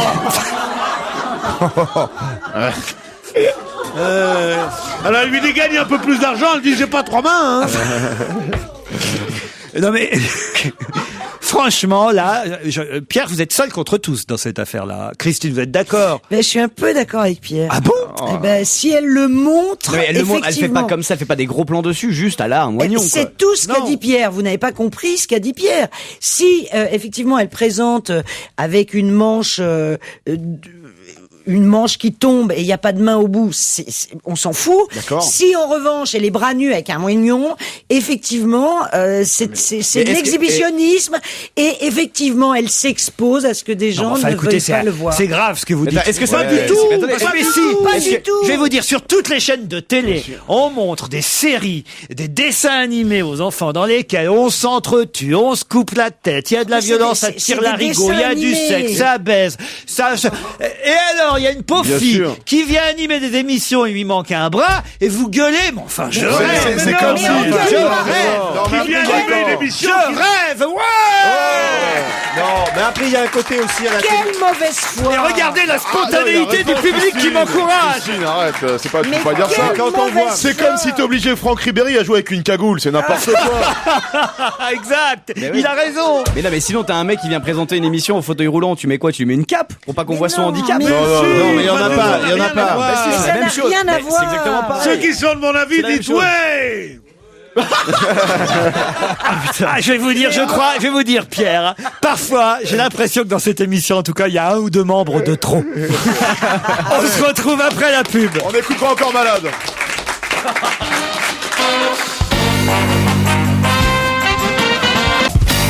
Europe 1, on va se gêner.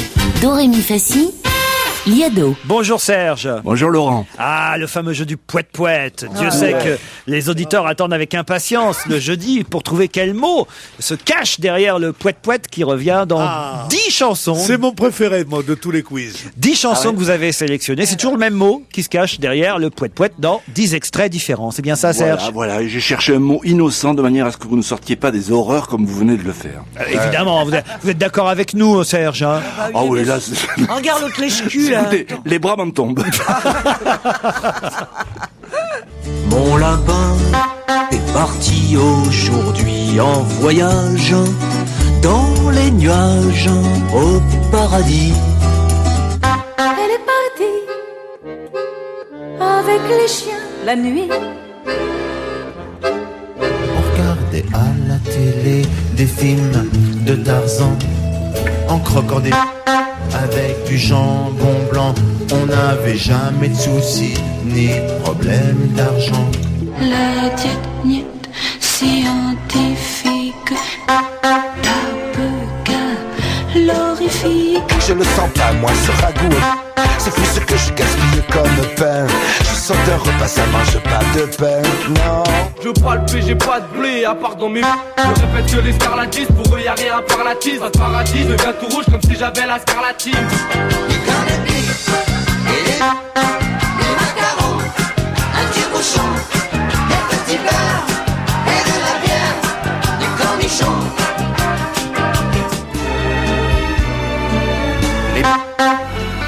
Et les trains-trains de thé au citron du matin. Les robinets se gargarisent. Je partirai. Je veux que Bowie pleure à mes pieds son amour, que mes il beurre au petit jour. Le vent chaud de l'été souffle sur sa chemise. Il pense à son goûter, chocolat et cerise. Le petit beurre, il oublie l'incendie. C'est un beau mercredi, il est bientôt 4 heures. Non mais c'est introuvable, Je l'ai. Serge. Vous l'avez, vous, Christine? Ah ouais, moi je l'ai. Alors allez-y, dites. C'est biscotte. Bonne réponse de Christine, bravo. Je suis sûr que c'est parce que tu connaissais Gilbert Lafaille. Ah, je l'ai trouvé assez vite. Hein. Ouais, biscuité. Grâce à quelle chanson? Ça m'a été confirmé.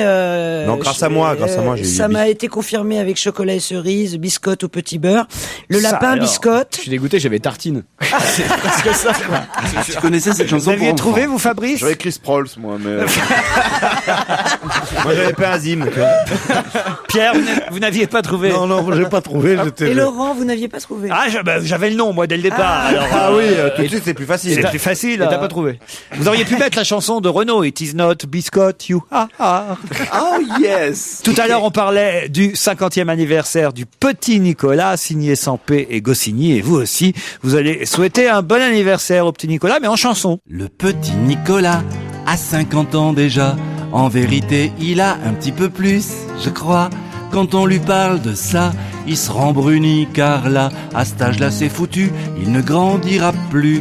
Mais surtout, il faut pas lui dire qu'il ressemble à un petit garçon s'amusant dans la cour des grands.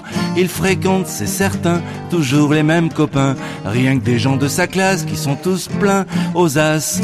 Au fur et à mesure qu'on suit ses aventures, on dirait que sa maîtresse, elle rajeunit sans cesse. Précisons toutefois que toute ressemblance avec un autre Nicolas ne serait que pure coïncidence. Salut. Une question assez difficile, celle-là. Si je vous dis que il y en a dans 50 prisons sur les 120 qui existent en France, seulement dans 50 prisons, mais le projet de loi pénitentiaire fait que bientôt, il devrait y en avoir dans toutes les prisons. Des salles de sport. Des suicidoires, des suicidoires. Non. Ce serait pratique, ça. Des parloirs Sexuels. intimes. Non. Des filets. Non. C'est bien ou c'est pas bien? Sur 120 prisons, il y en a dans 50 prisons. C'est bien, sinon. Et le projet de voudrait pas loi en mettre pénitentiaire prévoit qu'il y en aura désormais dans toutes les prisons. Ça concerne la sécurité ou le confort des prisonniers? Je Enfin, le parle des confort, prisons françaises, c'est plutôt le confort. Des lits de place? Non. La télé. Ah non, des chambres Individuelles. individuelles. Non. Le petit déj au lit, le petit déj au lit. Le petit déj au lit, le matin. Le petit déj au lit. Avec une super belle gonzesse qui vient de beurrer des tartines. Déjeuner continental. Alors, c'est pour le confort. La douche dans la cellule. Le confort au sens large. Il y a une PlayStation, des consoles le de jeux. confort en Alors, prison, une salle de sport. Non. C'est pas un mot trop approprié aux prisons. Des ordinateurs. Non. Jacuzzi? Non. Un sauna. Des massages. Le sauna, hélas, il existe naturellement dans les prisons. Ça paraît étonnant, mais c'est vrai que, en fait, oui, quand on regarde certains films ou certains feuilletons, on dit, bah oui, c'est vrai qu'il y en a dans pas mal de prisons. Ah, il y en a aux États-Unis? Oui. Des bibliothèques? En tout cas, dans Prison Break, il y en avait, ça c'est sûr. Des Mexicains? Des Mexicains. Il y en aura dans toutes les prisons. Désormais, il y aura un Mexicain par prison. C'est le quota. Alors, attends, c'est intéressant, ça. Un hôpital? Non. Il y en a de moins en moins, d'ailleurs, dans la vie en général. C'est dans la cour? Des prêtres? Non. Des aumôneries, c'est pas? Non. C'est dans Qu'est-ce que tu dis? Est-ce que c'est dans... Des bidets. Non, non. Est-ce que c'est dans la cellule? Non. Il y en a de moins en moins dans la vie des bidets. Mais il a raison. Oui, c'est vrai. Le bidet, c'est bien, il a raison, il a raison. Et franchement, le bidet, c'est... Critique ta sœur, toi, du coup. Pedro, le roi du tango. Bon, C'est vrai, c'est dommage parce que c'est bien le bidet. C'est bien français. Il y a de moins en moins de bidets, c'est sûr. Dans Prison Break, la séquence du bidet, tu te souviens? Non, mais il a raison, Pierre, parce que c'est non pas dans cet ordre d'idée du bidet, mais en tout cas, c'est vrai qu'il y a de moins en moins de bidets. Qu'est-ce qu'il y avait avant? Perdre nos valeurs. Et puis, grâce au progrès, finalement, La radio? non. Il y en a de moins en moins. Un truc pour enlever les poux. Non. Les téléphones. C'est-à-dire? Les téléphones, fixes. mais pas portables, les téléphones fixes. C'est-à-dire des cabines des cabines téléphoniques. Des téléphoniques. cabines téléphoniques. Bonne réponse de Fabrice Eboué Bah, y et en a. Titoff. J'y pensais, mais je me dis. Moi, j'ai un pote qui me téléphone sans arrêt de prison. Il y a que 5 ans de prison. Il est hors la loi, il est hors la loi. Est-ce que C'est interdit de. Est-ce que j'ai dit le contraire? Il a une cabine Mais téléphonique. est-ce que j'ai dit le contraire? Je vous ai dit que ça n'était pas encore dans toutes les prisons. C'est pas possible. Écoutez un peu la question, Christine. Oui, vous avez raison. Sur 120 prisons, il y en a dans seulement 50 prisons. Écoutez, mon cher, je pense que il est interdit aux prisonniers de communiquer avec Mais l'extérieur. non, mais Mais t'es justement dingue. non. Justement non. L'accès au téléphone non. va être généralisé dans les prisons françaises. Il y a déjà dans 50 prisons des cabines téléphoniques. Évidemment, c'est payant pour les détenus. Oui, et- Ça coûte assez cher. Et évidemment, les cabines téléphoniques sont sur écoute, mais désormais, il y aura des cabines téléphoniques dans toutes les prisons. C'est ce que prévoit la loi pénitentiaire et ça évite justement le trafic des téléphones portables. Les établissements pénitentiaires dressent en général une liste de numéros rouges, genre médias, aéroports, qui sont programmés pour rester inaccessibles depuis les cabines téléphoniques. Donc, il y a C'est comme à la Starac, je crois, t'as 3 minutes et puis il y a un chrono qui descend comme ça. c'est comme au château, voilà. Les détenus savent bien qu'ils sont écoutés, évidemment. Ils font donc attention quand ils ont des messages à faire Ouais. passer à l'extérieur. Même pas un téléphone rose. Oui, rien du alors, tout, quoi. par rapport à la brouette, c'est bon, elle est arrivée dans le garage. Les carottes sont cuites. Les carottes sont cuites. Bah non, mais il paraît que certains oublient en tout cas que les téléphones sont sur écoute et alors on entend, paraît-il, des choses incroyables, comme par exemple un détenu qui demandait à sa compagne de lui apporter de la drogue au parloir et puis ensuite il téléphonait à son frère pour lui ordonner de faire pression sur sa copine qui s'était montrée réticente pour lui apporter de la drogue au parloir. Un autre qui dit je te rappelle ce soir, ça veut dire qu'il a en fait un téléphone portable dans sa cellule. Ouais, bien sûr. Parce qu'autrement il peut pas rappeler. Alors voilà, il y a des tas comme ça C'est drôle. qui se coupent. Il y a ou un qui bêtisier maintenant. Voilà, il y a un bêtisier de la cabine téléphonique en prison, en fait, qui pourrait Il y a sortir. peut-être des gens qui essayent de faire passer des infos à l'inverse pour ce genre je te promets que je suis pas coupable, hein, vraiment, tu sais qu'ils font tous une tirade sur Ah oui, ça doit être. Ah oui, ça bah doit, oui. ça doit exister, ça. Oui. Certains prisonniers dépensent en tout cas 200 à 300 euros par mois en conversation téléphonique. La généralisation des cabines dans les maisons d'arrêt entraînerait évidemment l'arrêt du trafic de téléphones portables. Vous comprenez pas que c'est pas un confort le téléphone. L'absence est anxiogène pour un détenu. C'est-à-dire que s'il a pas sa femme en ligne, il peut commencer à se faire tout un baratin, qu'elle le trompe, que ceci, cela. Regardez quand vous partez en voyage, vous laissez votre mec une semaine et que vous n'avez aucun moyen de communiquer, vous devenez dingue. C'est super. Ah, moi, je le viens de Allez, on se retrouve après la pub.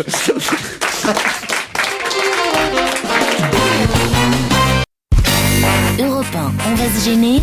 Le DVD de la semaine. Titoff et Pierre Bénichou ont regardé, non pas ensemble, mais ils auraient pu, après tout, regarder ce film comme les autres, un film réalisé par Vincent Garand, avec Lambert Wilson et Pascal Elbé, mais aussi Anne Brochet. Anne Brochet ayant d'ailleurs, j'ai vu le film, un rôle très très amusant Oui, c'est vrai. dans ce film. Lambert Wilson et Pascal Elbé sont deux garçons qui vivent ensemble, en tout cas au début du film. Et puis, il y en a un des deux qui veut un bébé. D'ailleurs, on est en plein débat sur l'homoparentalité. On sait que Nadine Morano se dispute actuellement au gouvernement avec Christine Boutin sur ce sujet. Alors voilà, un film et un DVD en plein dans le cœur du sujet. Est-ce que ça fait rire? Est-ce que c'est une comédie en plus? C'est ça que j'ai envie de vous poser comme question, Pierre et Titoff. Le DVD vient de sortir. Moi, je trouve pas que ça fasse vraiment rire. Mais d'ailleurs, oui, moi je l'ai vu et franchement, par rapport à Pédale douce et La cage aux folles, les PD ils font pas du tout PD, ils sont pas rigolos. C'est ça qui est bien. Non, je plaisante.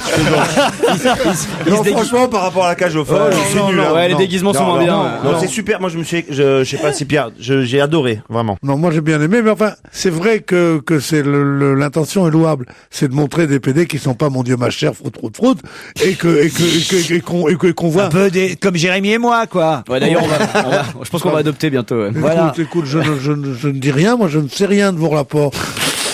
Non, ce que je veux dire, c'est que c'est vrai qu'on voit un couple de type absolument comme les autres, mais il y a quelque chose, c'est que comme vous dites, c'est au cœur d'un sujet d'actualité. Et comme tous ces films au cœur d'un sujet d'actualité, le grand travers, et je crois que le metteur en scène y tombe un peu, le grand travers, c'est justement de faire une œuvre didactique, de faire une œuvre un peu, on voit, vous savez, c'est un film à thèse. C'est ce que Proust disait des livres à thèse, le livre où on voit une thèse, c'est comme un cadeau sur lequel on a laissé le prix. Alors on voit très bien qu'est-ce qu'on veut prouver, que les homosexuels sont comme les autres, et pourquoi pas ils n'auraient pas des enfants. En effet, j'aurais un enfant, partirais en prison, je vais mourir, ça. Genre, un couple d'homosexuels me dirait, est-ce que je peux garder ton enfant? Mais avec plaisir, je sais qu'il va être choyé, qu'il va être adoré de ça.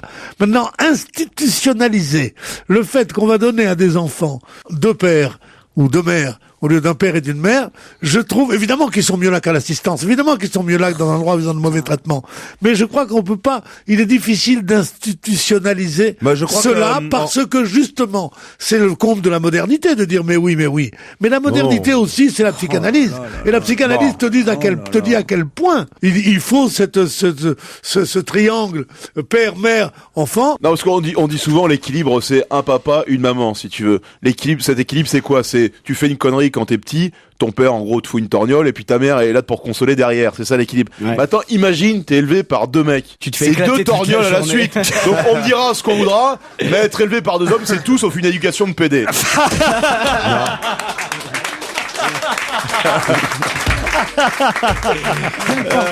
Ça fait des hommes. Ça, c'est une belle démonstration, je trouve. Non, moi, justement. Moi, je veux dire, j'ai même pas d'avis sur la question. Je sais pas quoi penser. Moi, justement, je trouve que ils ont quand même évité l'écueil, ou comme dans certains films d'auteurs français ou qui m'insupportent, où on n'est pas dans. En tout cas, on n'est pas dans le cliché. C'est pas dans le cliché, et c'est ni non plus dans la comédie romantique à l'eau de rose où tout se passe merveilleusement bien. Ça fait un petit peu avancer le débat quand même. Et je crois qu'en Espagne, c'est le cas. Je crois que les lois sont passées comme quoi il y a le mariage en Espagne, en Belgique, des tas de pays européens. Franchement, moi je suis pour. S'il faut être pour ou contre, moi je suis plutôt pour parce que il y a pas de raison. Pardon. Il y a une mère. Mais le film est bien. Oui, mais le film est bien. Voilà. Est-ce que l'enfant va avoir un référent féminin dans ce film? Ah oui, il y a une maman qui est jouée par Pilar Lopez de Ayala, qui est argentine. Alors où est le problème? Et puis il y a la bonne copine jouée par Anne Brochet, qui est très malheureuse parce que d'un seul coup, elle se rend compte que son meilleur copain, qu'elle savait homo, va avoir naturellement un enfant avec une femme. Et elle aurait préféré que ce soit elle qui lui demande. Vous voyez, c'est un peu comme si moi je décidais d'avoir un enfant puis que je vous demande pas à vous, Christine. Mais bon, c'est peut-être mieux en même temps. Hein. Quelque part. Ça, c'est une vacherie. Ça, c'est notre problème, Laurent. Ça, c'est une vacherie. De toute façon, tu ferais mieux de lui demander à elle. Parce qu'avec moi, c'est non. Bon, est-ce que vous conseillez ce film ou pas, alors comme les autres? Oui. Non. C'est très bien interprété. Moi, non. Moi, je ne vous conseille pas, parce que je trouve que c'est quand même, comme beaucoup de films qui se veulent un peu révolutionnaires, c'est terriblement convenu. Alors, cette histoire d'amour que t'as un garçon qui est homosexuel et qu'il a quand même, et la scène érotique avec, je trouve que c'est pas bien. Il y a eu des films tellement beaux sur l'homosexualité. Ça fait série télé, ça. Et pourtant, Pascal Elbé, à l'inverse de l'autre, Pascal Elbé est un de mes acteurs favoris. Moi, je trouve ce qui est moderne, c'est que ça traite d'un sujet quand même qui est dans l'actualité et qui est très bien. La scène de Macron est peut-être un peu violente pour les enfants. Mais... Bon, c'est pas pire qu'une présentation avec des moignons. Pourquoi pour les enfants c'est moignon? Moi, je trouve que c'est comme ça. Il y a rien de tout ça. C'est au contraire une comédie familiale comme les autres avec Lambert Wilson, Pascal Elbé et Anne Brochet. Je vous emmène à l'Alhambra les 12 et 13 mars prochains en concert à l'Alhambra. Mathieu Bogarts, qui chantera certainement des chansons de son nouvel album I Love You. À l'Alhambra, donc, les 12 et 13 mars. Dernière ligne droite, on va gêner sur Europe 1 avec Laurent Ruquier et tous ses acolytes. Europe 1, on va se gêner. Ciné, Motro, Pampan. Bonjour Monique.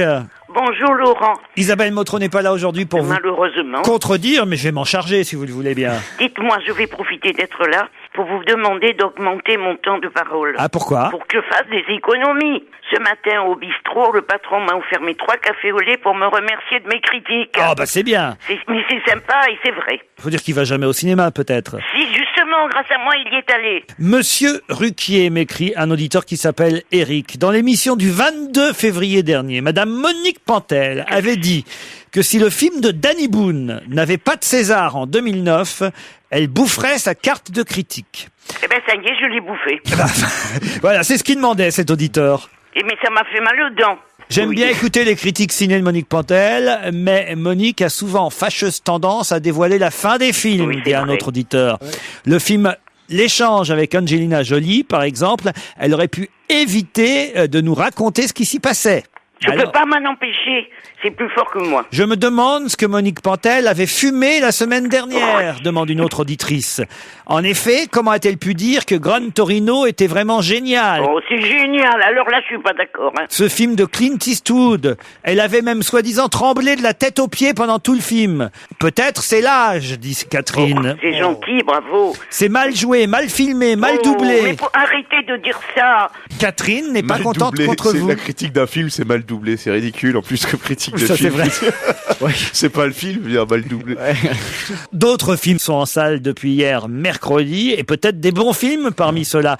Parlez-moi justement du film aux 8 nominations aux Oscars, Harvey Milk avec Sean Penn. Et d'ailleurs, on n'est pas loin du sujet précédemment cité avec le film français comme les autres, puisqu'il s'agit d'un homme politique américain, homo, Harvey Milk, joué par Sean Penn. Non, mais c'est pas comparable. Hein. Film de Gus Van Sant. C'est 100 fois mieux, Harvey Milk, c'est pas comparable. C'est vrai? C'est un film fort sur l'histoire vraie d'un homme politique, homo et courageux qui se bat dans les années 70 à San Francisco pour faire respecter la liberté des homos. Et c'est formidable. Il laisse la vie, comme on le sait dès le début, il laisse la vie, mais il fait avancer la cause des gays. Aujourd'hui, les choses ont Dieu merci changé. Sean Penn a un Oscar bien mérité et c'est formidable. Il faut aller le voir, c'est la liberté de la sexualité. Dans l'Amérique puritaine, c'est un très bon film. Il y aura une version française avec Carotti ou pas? J'espère que non. On espère pour lui en tout cas.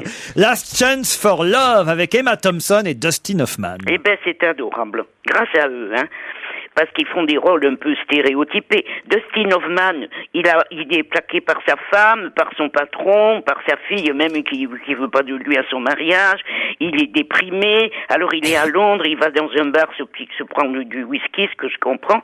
Emma Thompson est aussi dans le même bar. Elle est déprimée aussi parce qu'elle est seule. Sa mère la fait chier. Elle le boit aussi. Ils boivent ensemble. Ils partent ensemble. Et c'est très très joli grâce à eux qui sont formidables et que j'aime beaucoup dans la vie et qui m'aiment aussi beaucoup, je les ai souvent interviewés. Ils ont quel âge dans le film? 55, 60 ans. Et on peut retomber amoureux à cet âge-là? Eh ben la preuve, moi j'étais amoureuse toute ma vie. Quelle question imbécile. Oh, dis donc. Il n'est jamais trop tard pour saisir sa chance. C'est le sous-titre du film Last Chance for Love. C'est un très joli film. Avec Dustin Hoffman et Emma Thompson, donc que vous conseillez aussi. Ça fait déjà 2 bons films alors. Ah ben oui. Marley et moi avec Jennifer Aniston et Owen Wilson. Eh ben c'est marrant. Ah Surtout pour ceux qui aiment les chiens. Hein. Ah ouais. Moi j'ai envie d'y aller pour le Labrador. Il est très mignon. Alors Owen Wilson, qui est vraiment joli garçon lui aussi, il offre un petit labrador à sa femme, Jennifer Aniston. Emmène ton chien. Et il fait chier tout le monde. Il est mignon comme tout, mais il bouffe leur vie. J'ai vu un extrait du film où il y a tous les petits chiots labrador. Ils sont mal doublés. Même ton chien, on sera 3. Mon voisin et copain pleurait. Il m'a dit entre deux sanglots, un film qui fait pleurer fait du bien. Bon, alors, donc, voilà. vous conseillez aussi Marley et moi. Oui, pas vraiment, mais enfin, c'est pas mal quand même. Un film français maintenant quand même, Le Premier Cercle, avec Jean Reno et Gaspard Ulliel, ainsi que Vaina Giocante. Eh bien, heureusement qu'il n'y a qu'un cercle. Oh là là. En allant le voir par conscience professionnelle, je savais que c'était mauvais, mais c'est bien pire. Ce film sur la soi-disant mafia arménienne de la Côte d'Azur, il se passe rien. Que de la parlotte, et de temps en temps, Jean Reno, le parrain, vient nous faire un regard, vous savez, un de ces fameux regards en coin de veau. Intelligent. Par économie, il n'y a pas de scénario, c'est très reposant. Quand l'infirmière annonce qu'elle est enceinte, moi j'en ai profité pour partir. La Vague, un film allemand, celui-là, avec Jürgen Vogel, Frédéric Lau, Max Rinelt. Vous êtes allé voir? C'est bien un film allemand. Comment il s'appelle, Jürgen Vogel? Vogel, ouais. C'est bien comme... La Vague. Je comptais beaucoup sur La Vague pour expliquer l'horreur du nazisme. Ouais. Ils essaient, c'est sympa. C'est un professeur qui explique à ses élèves comment on fait un régime totalitaire, il les oblige, il les robotise, quoi. Et en fait, ça finit dans un bain de sang et c'est pas bien, c'est dommage. Ah bon? Ah, c'est pas réussi. Enfin, moi, je trouve, attention, hein, j'ai pas raison, hein. Vous voyez bien les gens, j'ai pas raison tout le temps. Je vous sens prudente sur ce film, Monique. Oui, je suis très prudente. Ah non, c'est quand même intéressant. C'est intéressant, mais pas abouti. Harvey Milk, Last Chance for Love. Voilà les deux films que vous retenez avant tout. On est d'accord, Monique? Oui, et on attend la semaine prochaine. Sean Penn d'un côté, et puis Emma Thompson et Dustin Hoffman de l'autre. Deux films américains, hein, donc voilà. Et puis vraiment, pour ceux qui aiment les comédies sympathiques, on va dire Marley et moi, pour aller voir en famille un couple et un labrador. Bravo, sur Laurent, alors, quelle merveille. Et on oublie Le Premier Cercle, alors. Oh là là, oui, hein. Ça oui. Merci Monique, à vendredi prochain. Bye. Je voudrais vous signaler un numéro événement du magazine Géo. Je sais pas si de temps en temps vous lisez Géo, mais c'est les 30 ans de Géo avec un poster inédit à détacher, la terre et les mers en relief. Et puis évidemment, un magazine qui, comme d'habitude, vous fait voyager. C'est un numéro spécial pour les 30 ans. Un spectacle, alors ça m'intéresse, j'ai pas vu encore, mais un spectacle avec les textes de Jean-Yann. Sketch joué, non joué, à jouer ou injouable de Jean-Yann. C'est une troupe qui s'appelle la compagnie Circus Maximus qui a décidé de reprendre des sketchs parfois jamais joués de Jean-Yann et puis d'autres qu'on connaît comme évidemment le fameux permis de conduire. Et voilà d'ailleurs pourquoi le spectacle s'appelle Je hais les routes départementales. Et ce spectacle Je hais les routes départementales se joue au théâtre Le Funambule de Montmartre. C'est rue des Saules, à Paris évidemment. Funambule de Montmartre, dans le 18e arrondissement. Je hais les routes départementales. Je ne sais pas si vous connaissez Madame Raymonde. Madame, vous n'avez pas vu les affiches? Madame Raymonde exagère. C'est au 20e théâtre jusqu'au 26 avril. Il paraît que c'est amusant, Madame Raymonde. C'est un homme, en fait, Madame Raymonde. Et Madame Raymonde fait rire, paraît-il, énormément le public du 20e théâtre. C'est dans le 20e arrondissement de Paris. Vous l'aurez compris. Jean-Claude Dreyfus, à l'affiche de Rictus et Chante. C'est dans le même théâtre, le 20e théâtre, pour ceux qui iraient là-bas dans le 20e. Madame Raymond, je sais qui c'est, Denis d'Arcangelo. Ah oui? C'était un mec qui était tout le temps au piano zinc. C'était un bar gay de la rue des Blancs-Manteaux. Souvent, ouais. Mais oui, c'était un bar gay génial de la rue des Blancs-Manteaux. Je suis sûr qu'il est désopilant. Nous organisons du 12 au 14 mars à Roubaix le festival Rire en Or où sera présent Fabrice Eboué, me signale le président de ce festival. C'est quand ça? 12 au 14 mars, festival Rire en Or. À Roubaix? À Roubaix. Ah oui, je joue là-bas, effectivement, le 14. Ouais, ben voilà, je le signale, voyez Fabrice. Merci patron. Vous y êtes avec Thomas Njijol, Lampiafé et Thomas VDB. Tout à fait. Voilà, qui est aussi d'ailleurs au Comedy Club, Thomas VDB, je ne me trompe famille, pas. Si vous aimez le théâtre, je vous signale qu'avec France 2, nous allons préparer une nouvelle émission Tous au théâtre, comme on avait fait il y a 2-3 3 mois. C'était au Théâtre Marigny à l'époque. Là, ce sera au Théâtre des Variétés, l'enregistrement de cette émission. Le lundi 16 mars prochain, lundi 16 mars à 20h30 au Théâtre des Variétés. Si vous souhaitez assister à l'émission, c'est gratuit. Il y aura une affiche de comédiens exceptionnels puisque tous les comédiens qui sont à l'affiche au théâtre en ce moment dans toutes les nouvelles pièces seront présents, de Pierre Arditi à Lynn Renaud, en passant par Mélanie Thierry, Roland Giraud. Enfin, je les ai pas tous en tête, mais tous les comédiens à l'affiche dans les pièces du moment seront présents ce soir-là au Théâtre des Variétés à 20h30 lundi 16 mars. Vous devez enregistrer votre candidature pour assister à l'émission au 01 41 11 11 11. Je répète, 01 41 11 3 fois. Demain, best-of d'émission. On se retrouve de toute façon à 16h. Eh ben, demain 16h, c'était Laurent Ruquier. Retrouvez toute Europe 1 sur europe1.fr.